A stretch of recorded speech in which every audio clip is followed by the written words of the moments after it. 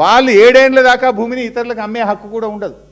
7 ఏళ్ల దాకా వాళ్ళు ఎంజాయ్ చేయాలి భూమిని, తర్వాత అమ్ముకోవచ్చు. ఇప్పుడు వీళ్ళు చేసుకునే ఈ డాక్యుమెంట్లు రైతులకు కొంతమందికి 4 లక్షలు 3 లక్షలు ఇచ్చి రాయించుకుంటున్నారు.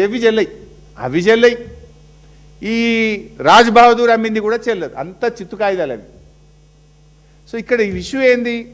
ల్యాండ్ సీలింగ్ యాక్ట్ కింద ఫస్ట్ రాజ్ బహదూర్ ఇస్తే అతనికి 50, 40, 30 ఏమైనా వస్తుందా రాదా అని తేలాలి.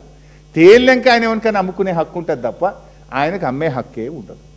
సో భూమి తేలకుండా ఆయన ల్యాండ్ సీలింగ్ డిక్లరేషన్ ఇవ్వకుండా అతను ఆర్డీఓ దగ్గర అమ్మినటువంటి వాళ్ళు ఆర్డీఓ దగ్గరికి వస్తే ఆర్డీఓ రిజెక్ట్ చేసిండు, 22 ఏళ్ళ పెట్టిండు. ఆర్డీఓ మాకు ఇయ్యలేదు అని చెప్పి హైకోర్టు పోతే హైకోర్టులో ఆర్డీఓ కరెక్ట్ అన్నది, డివిజన్ బెంచ్ పోతే డివిజన్ బెంచ్ కరెక్ట్ అన్నది, సుప్రీంకోర్టు పోతే స్టే ఇవ్వమంటే ఇయ్యము అన్నది.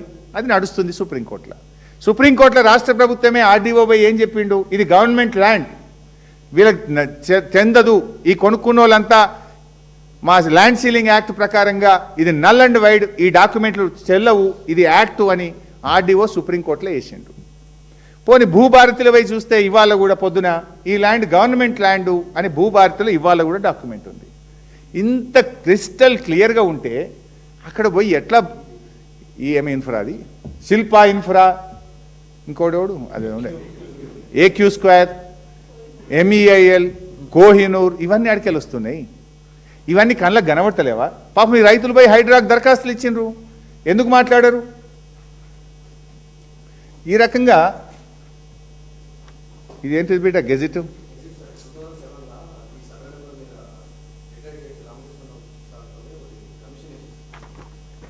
సరే నేను చదివినాక చెప్తాలే.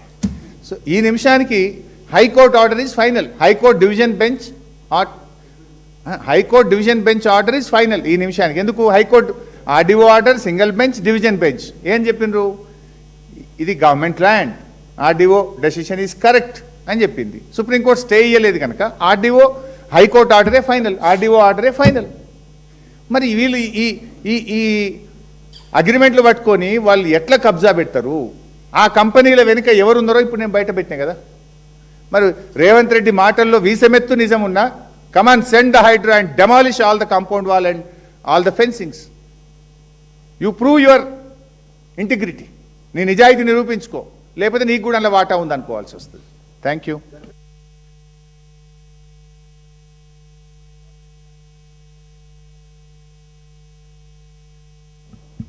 ఇప్పుడు గజ్వేల్ క్యాంప్ ఆఫీస్ మీద దాడి చేసినారు. నేను ఏమంటున్నా అంటే, రేవంత్ రెడ్డి బొమ్మ పెట్టుకుంటే బొమ్మలతో పేరు వస్తుందా?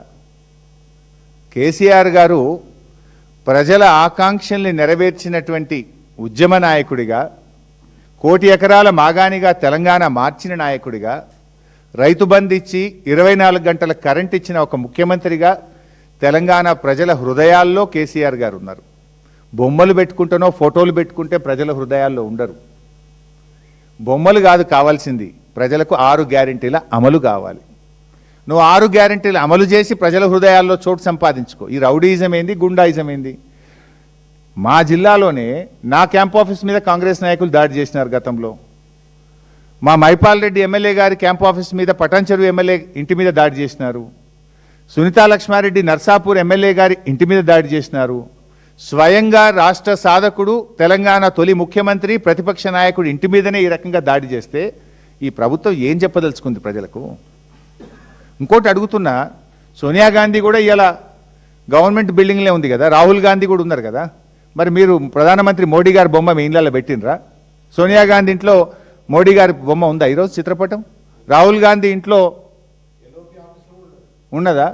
Leader of opposition office Rahul Gandhi ఆఫీస్లో మరి నరేంద్ర మోడీ బొమ్మ పెట్టుకున్నాక మా గురించి మాట్లాడండి. మీరు బొమ్మలు పెట్టుకోవడం మీద ఈ చిల్లర రాజకీయాలు కాదు. నిజంగా మీకు చిత్తశుద్ధి ఉంటే చేయండి, పూర్తి రుణమాఫీ ఇవ్వండి, అవ్వాతాతలకు 4000 పెన్షన్, 100 రోజుల్లో ఇస్తామన్న మహిళల 2500 ఇచ్చి మాట్లాడండి. మీరు ఈ చిల్లర వాటితోని ఈ చిత్రపటాలతో వచ్చేది లేదు. కేసీఆర్ 4 కోట్ల తెలంగాణ ప్రజల హృదయాల్లో ఉన్నాడు.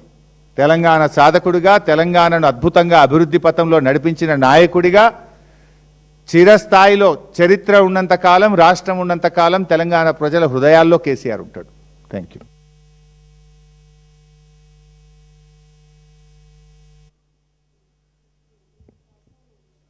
రాష్ట్రంలో కాంగ్రెస్ ప్రభుత్వం అధికారంలో వచ్చిన తర్వాత దళితుల బలహీన వర్గాల భూములను గద్దల్లాగా తనుకపోతున్నటువంటి పరిస్థితి.